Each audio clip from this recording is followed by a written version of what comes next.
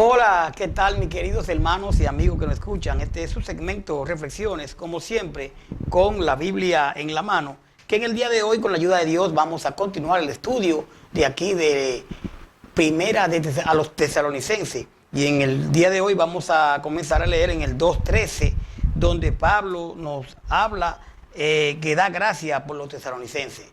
Recordemos que hablábamos de la conducta de Pablo en Tesalónica y hablábamos de su ministerio. Y hoy vamos a comenzar en el 2:13. Y dice el verso 13, por lo cual también nosotros, sin cesar, damos gracias a Dios de que cuando recibiste la palabra de Dios que oíste de nosotros, la recibiste no como palabra de hombre, sino según en verdad, la palabra de Dios, la cual actúa en vosotros los creyentes.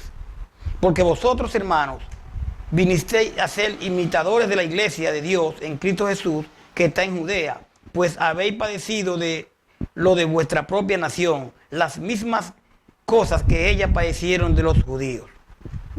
Dice, los cuales mataron al Señor Jesús y a sus propios profetas, y a nosotros nos expulsaron y no agrada a Dios, y se oponen a todos los hombres, impidiéndonos hablar a los gentiles para que estos se salven. Así colman ellos siempre la medida de su pecado, pues vino sobre ellos la ira hasta el extremo.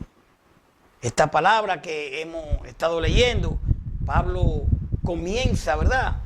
Dice que da gracias a Dios siempre, porque dice que da gracias a Dios de que cuando los tesalónicas recibieron la palabra de Dios, que oyeron de ellos, la recibieron no como palabra de hombre, sino según en verdad la palabra de Dios, la cual actúa en vosotros los creyentes.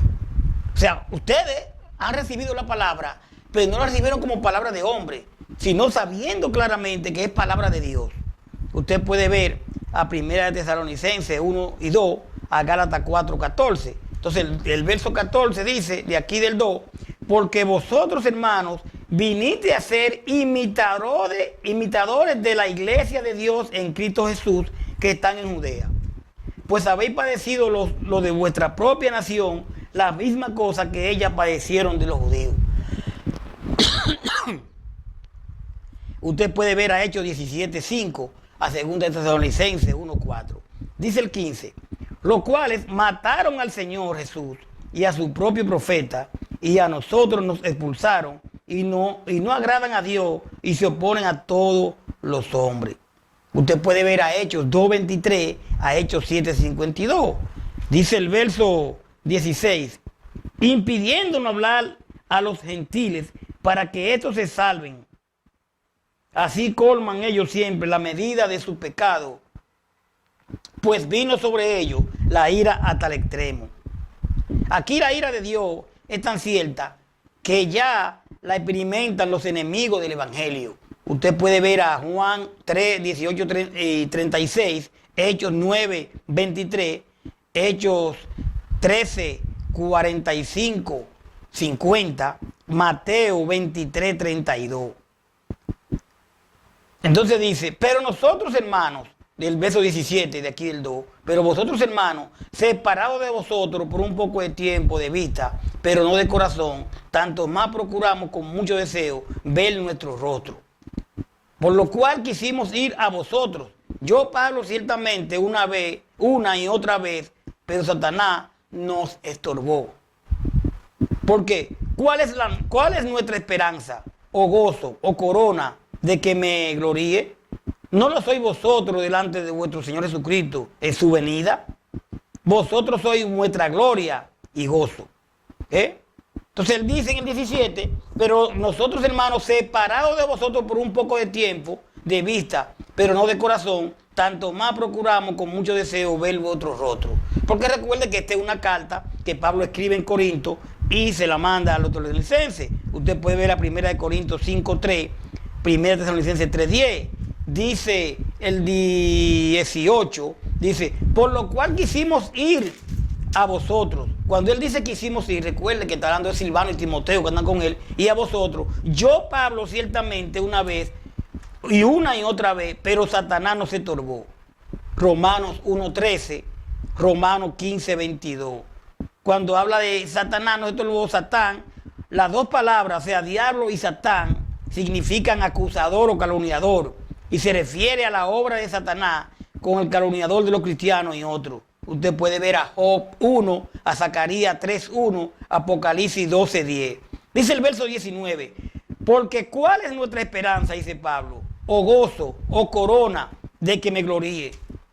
¿No lo sois vosotros delante de nuestro Señor Jesucristo en su venida? Dice el verso 19. Usted puede ver a 2 de Corintios 1:14, Filipenses 4:1, 1 Tesalonicenses 3:13. Y Pablo se refiere directamente a la venida de Cristo 4 veces en esta epístola. Pablo se refiere a la venida del Señor. En la primera, 1 Tesalonicenses 2:19, segunda, 1 Tesalonicenses 3:13, tercera, 1 Tesalonicenses 4:15, cuarta, 1 Tesalonicenses 5:23.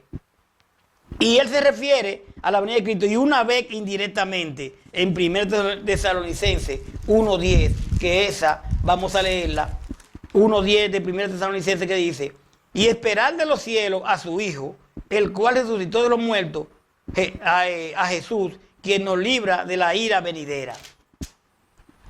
Entonces Pablo se refiere aquí 4 veces en esta epístola a la venida de Jesús, del Señor. Dice el verso 20, vosotros sois nuestra gloria y gozo, le dice a ellos. 2 de Corintios 1:14. Mire, ya para terminar, y es bueno que entendamos, la venida de la ira de Dios, o sea, la venida de la ira de Dios sobre los judíos, no puede ser una referencia a la destrucción del templo de Jerusalén.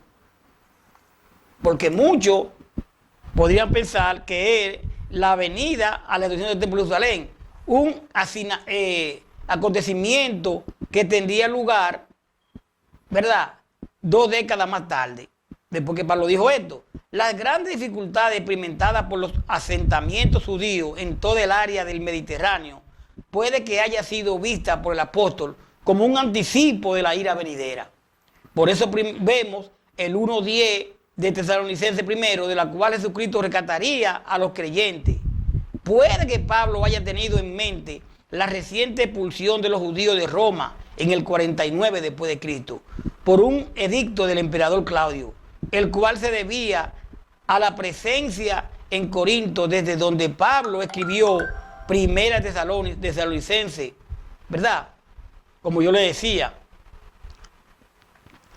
1 Tesalonicenses, de su amigo Priscila y Aquila, quienes estaban entre los desterrados, Hechos 18:2. Realmente podemos ver aquí, ¿verdad?, donde Pablo da gracias por los tesalonicenses, porque dice que recibieron la palabra, claramente, no como de hombre, sino como de Dios. Ellos realmente estaban claros que lo que Pablo, Sila y Timoteo hablaban era palabra de Dios y no palabra de hombre. Nosotros también tenemos que, cuando leemos la palabra, tenemos que saber que es inspirada por Dios, y cuando Pablo está hablando aquí, cuando está hablando Pedro, cuando está hablando todos los apóstoles, lo que estamos es hablando, leyendo palabra de Dios, y Dios nos habla a través de la Escritura. Vamos a dejarlo ahí para entonces venir con el capítulo 3, donde aquí Pablo, vemos la preocupación de Pablo, por la fe de ellos. Así que vamos a dejarlo ahí para la próxima entrega. Gracias por su sintonía. Espero que usted escudriñe la palabra. Leímos hoy lo que es el verso 2 del 13 en adelante, del 13 al 20. Paz de Dios. Bye bye.